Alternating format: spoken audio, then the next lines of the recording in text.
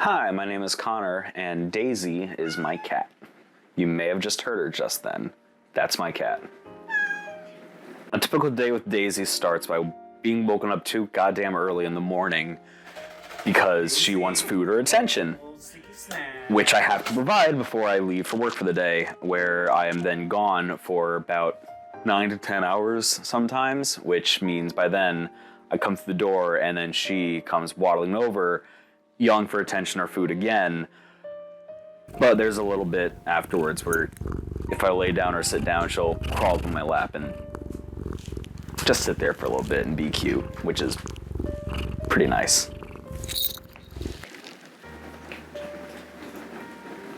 She's not supposed to be chewing on that.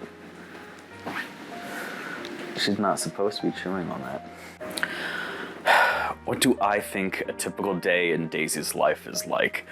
I hope she does the normal cat thing of spend a good chunk of the day sleeping, but I know for a fact that she still, spends a good amount of it people watching, really. I do know that we have neighbors that actually recognize Daisy from sitting out on the windowsill.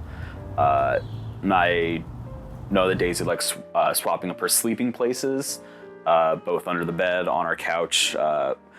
We have a cat bed with a little blanket my mom knit that goes on top of it.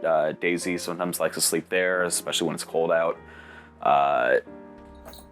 Honestly, I think most of the time she just spends her day waiting to come home so we can play toys with her.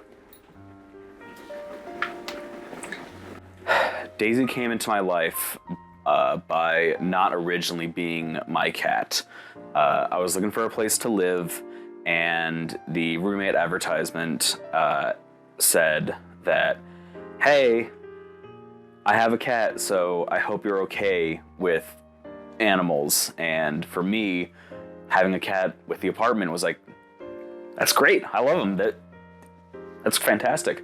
And not even 6 months afterwards, when I was still making part-time money and could barely consistently afford my half of rent, my old roommate was moving out and was moving into a pet-free apartment. So she could no longer keep Daisy. And it would be easiest if I took on the responsibility of taking care of Daisy. And while I was definitely not sure if I could afford that, these sort of situations keep popping up in my family. The first cat my dad adopted was a barn cat at a shelter that, the shelter, as they described it, the cat was one day away from destruction. And my dad looked at that cat and he realized, there's no way I'm going to be able to sleep at night without doing something about this. And then my brother goes ahead and, in his petless situation at one of his first jobs, as a groundskeeper on a college campus, goes up to the tool shed at 5 in the morning for, just starting off, first thing of the day.